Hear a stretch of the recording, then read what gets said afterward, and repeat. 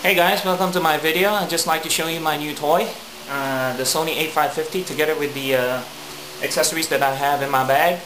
I'd just like to show you this because for any of you who's actually on a tight budget but wants to get into photography, this might be the accessories that you'll need for just to get you started. Alright? So first off, I'll show you my bag. This is a generic one, okay? So don't expect something like a Low Pro or Tamrac branded one. But this design is actually derived from the Fastpack Low Pro 250, I think. Alright, this bag's made in China, probably around 30 bucks. If you can find some, something for sale on eBay. This one is a sling bag. Okay, it just has one. Alright, and it also has its own raincoat, just like the original, located at the bottom. There. You'll just have to open this one. Yeah, let me get this open real quick. Alright, and shows you a raincoat where you can flip it over to your bag just in case you get a bad weather, drizzling. But it won't hold a real downpour, okay? So don't try it. Alright, so this is how it looks like when you want it protected. When you're at the beach, dust might just get into your lenses or to your bag. Drizzles, that's about it can handle. But don't expect it to be waterproof, alright? So next up, enough about the bag. We'll try to open the package. Alright. Alright, so this is my starter kit. Actually, before I had the A550, I started off with the A100 and found out that the ISO 800 and ISO 1600 wasn't as usable as I would hope it to be. So I went for an A200. ISO 800 and ISO 1600 was acceptable because I mostly shoot events at night or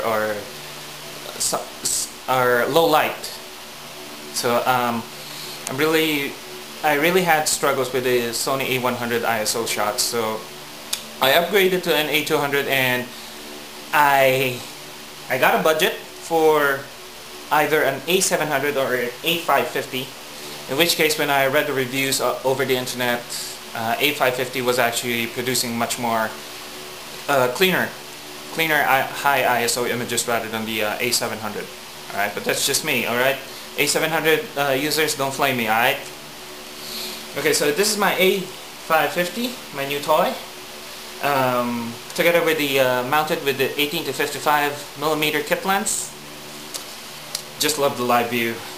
See, you can tilt it over all the way 90 degrees and all the way to the top.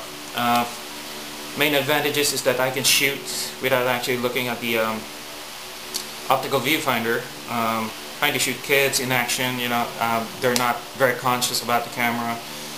I just have it on my stomach level and have the live view like this, and then start shooting away without actually calling their attention, you know. And the shots just come out naturally, as if they're just playing on the background. Alright, so this is my A550. Alright, I'll just put this over there. This is my favorite lens. Actually, this is a 70 to 200 f4, or simply said, a beer can. This is one of my favorite lenses, especially on the telephoto end, and mostly for people portraits. Now, I use this mostly for people portraits, especially on weddings, just to make sure that I can isolate the subject, really blur the background. Gives really good results.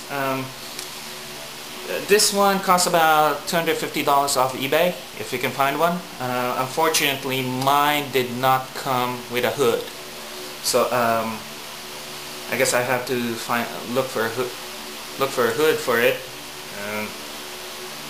So it's the Minolta 70 to 210, my favorite ones. This will be a keeper. It has a constant f4 aperture, and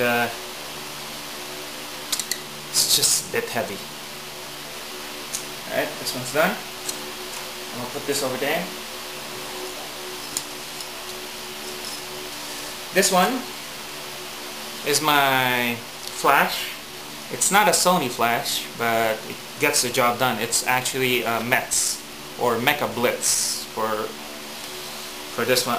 It has a 48 GN number, which gives about a really good powerful throw of light when you need it. Full power is probably around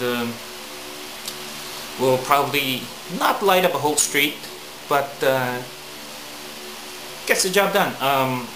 This flash is actually tiltable head, as you can see. It's actually 90 degrees. Alright, so I have it here for direct flash. I have it here for bouncing. Alright, I can swivel the head or swivel it all the way to the back, especially if you have those if you have a wall at your back and a ceiling. You can probably do it like this so that you can bounce the flash. Something like that. This flash is also a has a built-in diffuser, wide-angle diffuser, so that you don't want harsh light to ruin the face of your subject. And it also has a built-in bounce card. See the white thing over here? And so if you want to bounce it off the ceiling and bounce it off the white card, you have it right here. This one costs roughly about $220, I think, and needs about 4 batteries inside. Right? So the next one is actually, this is a 50mm 1.7. Alright? This is a prime lens. Actually, I'd call it a poor man's portrait lens. Alright, the 50mm 1.4 actually costs double, or I think 1.5 more, 1.5 times more than this one. This one probably would cost me around $100 off on eBay. So if you can find one, and if you're on a tight budget like me, you probably want to get a 50mm 1.7. Gets the job done. No worries about that. That's a prime lens. One thing I'd like to show you though is got in here a battery grip. Alright, this battery grip is actually a third party. Alright, it's not from Sony. Well, it has the name right there. Make it, if I can actually read it right. But it functions as well as the original one. Okay? So we'll try to pop it in and we'll see how it looks like. So I got my camera right here. Alright, so I open this one. Now, one thing you have to make sure is to remove this one, the cap. Okay. Now this cap would actually go to a slot over here. Alright, this slot. So that you make sure that you don't lose this one.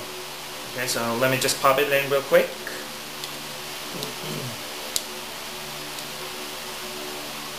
Alright, that's it. It closes. As natural as the one on the camera body.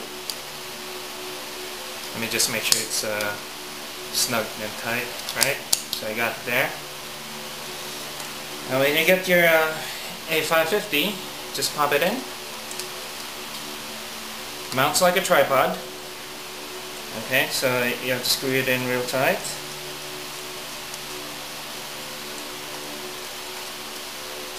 Alright. Now, one thing that I really like about this battery grip is that you have to understand, I'm a 6-foot guy with really chubby fingers, chubby hands, and I'll pop it in my hand. See the middle, the pinky finger? It's all right there, trying to support the weight of the camera. So when I shoot portrait mode, shoot on landscape mode, pretty easy. So that's about it for my A550 camera.